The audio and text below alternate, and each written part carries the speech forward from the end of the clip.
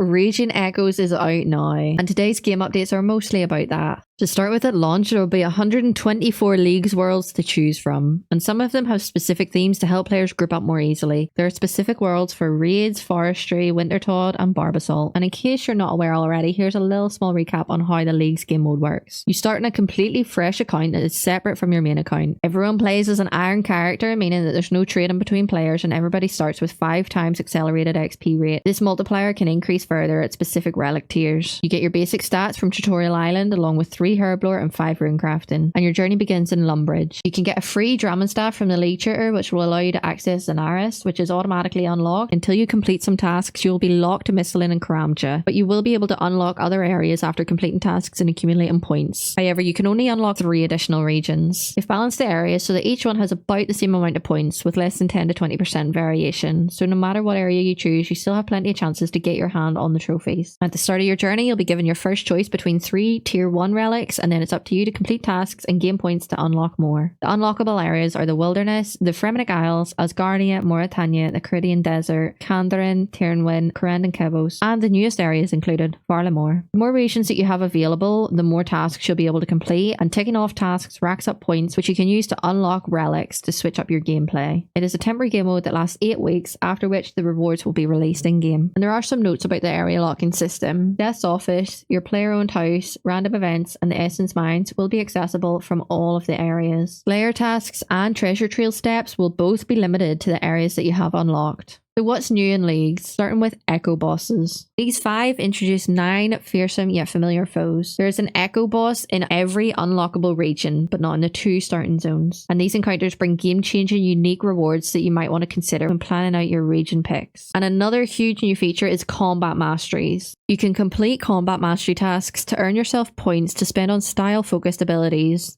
Each style has 6 tiers, but you only have a maximum of 10 points available. And as with other League choices, there are no backsies. And to unlock one of the tiers, you have to have the previous tier of that style unlocked too. The first time that you reach a new tier, you'll also unlock a passive buff for it. And those passive buffs apply to all styles. Moving on to the quality of life updates now, because this League's also brought some quality of life changes. They've re-enabled the Blast Furnace shop, removed the blacklist for locations where Banker's Notes could not be used. Marks of Grace, Hallowed Marks, Agility Vouchers, and Stardust now benefit from the minigame multiplier, and they've tripled the quantity of Nail Shard drops. Points are only transferred over to your main save every 500 points secured to reduce server load. If you notice a discrepancy in points between your main and the League's profile, that's why. They've disabled the ability to purchase XP in Pest Control and Soul Wars. A flat 2 times combat XP multiplier has been added as a relic passive to compensate. Rocks, trees, respawnable items, and main world NPCs will respawn faster than in the main game. And Production Master now works with making pizzas and pies, fletching logs, and making darts and arrows by using feathers on them. This is capped at making up to 10 at a time. They've removed the auto-completed chompy tasks for interacting with the Ogre Bow. Hunter Rumors will be area locked like Slayer tasks and Mahogany Homes. Players will no longer start at level 10 agility, as Draenor is now a level 1 agility course. They've added instances for Cerberus, Arachnis, and the Thermonuclear Smoke Devil. The Awakener's Orbs, Twisted Kits, and Theatre of Blood hard mode kits now benefit from the drop rate multiplier. You can access the Tormented Demon area without completing Wild Gothic Sleeps. The Scythe of Vitter can be recharged by using blood runes on it, and it does not require vials of blood. Players can now purchase a max kit from the Sage once they're at max level. Cosmetics unlocked based on your previous League's ranks are now added to your bank rather than your inventory on login. Pet transmogs are now carried over to subsequent Leagues. Duke won't clear potions or herbs after a kill. Equilibrium now displays the amount of XP it is granted, and they've swapped the minigame boosting effect at Guardians of the Rift to boost your points earned in the minigame rather than the number of pearls obtained. Next up is the area unlocks. Instead of allowing you to unlock a 4th area, they've made some changes to address the biggest pain point. Items dropped from bosses that require more than one region to become usable now drop as the finished component. This includes the Venator Vestige and the Hydra Claw. The Missouri Armor and the Ward of Eldonus will not drop as finished items, as they are usable when dropped. All players will have Desert Treasure 2 without prerequisites unlocked by default to enable access to the Desert Treasure 2 bosses without requiring the desert. Whenever you would obtain a Twisted Bow, Scythe of Vidor, or Tumakin's Shadow, you will instead receive the Mega Rare Voucher, which can be handed into the Sage for a weapon of your choice. If one player gets a purple in Hard Mode Tob or High Invocation TOA of over 500, then all players in the raid will receive a purple too. To compensate for this increase in purples, they've decreased the drop rates for these modes specifically from 3 to 2 times. This means that you'll get less purples per hour solo, but greatly increased purples per hour with friends. And Cox remains untouched from last league. And as always, there are a number of leagues firsts up for grabs. This year, they'll be tracking the following achievements for who completes them first. Completing Inferno, unlocking a tier 8 relic, unlock a 5th region, achieve a level 99, achieve a total level of 2,277, complete a TOA solo, complete a Theatre of Blood solo, complete a Chamber of Xeric solo, finish a combat mastery path, and defeat an Echo boss. Now a note on the league's membership package. To take part in leagues, you need to use an account with an active membership, and this year they're introducing a membership package that will last 57 days, which is the full length of the league. It is a limited time offer that's available to purchase right now and will only be available until December the 3rd. In their official Discord, you can join a leaderboard where they'll be checking in each week and sharing the top 10 with the most points. They're also running a few events in the Discord, such as one for Forestry, one for Temperos, one for Caravan Fishing, 2 Leagues 5 special server voice chats, and a Squirk and Chill. They've also released a lot of pins for the upcoming holiday season and also one for leagues. And now moving away from leagues and onto the other changes that they have. The loot tracker in the official client now records logs that went directly into a log basket. They've raised the death protection value of Zealot robes to reliably keep them above superior dragon bones. When an upgraded granite maul turns to coins after a PvP death, the game now gives enough coins to reflect the values of both the maul and the ornate handle. They've updated in-game menus that were previously referred to the hard leather shield as a generic leather shield. They fixed a bug where NPC prayer styles were not mitigating damage properly. They updated some old farming code. They refactored some managing miscellanea code. They fixed a bug where a Sunfire armor clue step did not appear in Varlamore. Ultimate Iron Man accounts can now talk to death to toggle their death animations if they've unlocked any. On special worlds such as Leagues and DMM, the Stronghold of Security will now always let you through the doors without a prompt. They've added the missing 16 magic defense to the Dragon Hunter wand, and Araxor's kick-out mechanic has been refined to prevent players from getting stuck under its corpse. The PvP world rota has moved to period A. 539 is the US PvP world, 318 is the UK Bounty Hunter world, 548 is the German high-risk PvP world, 577 is the US free-to-play PvP world, and 559 is UK LMS competitive. The Australian worlds 390 and 569 for LMS competitive and Bounty Hunter are activated within this rota, and the PvP arena is using 1 def pure loadout in ranked duels and tournaments this week. And that's all for today. I'll see you next week, and in the meantime, I hope you enjoy your gaming.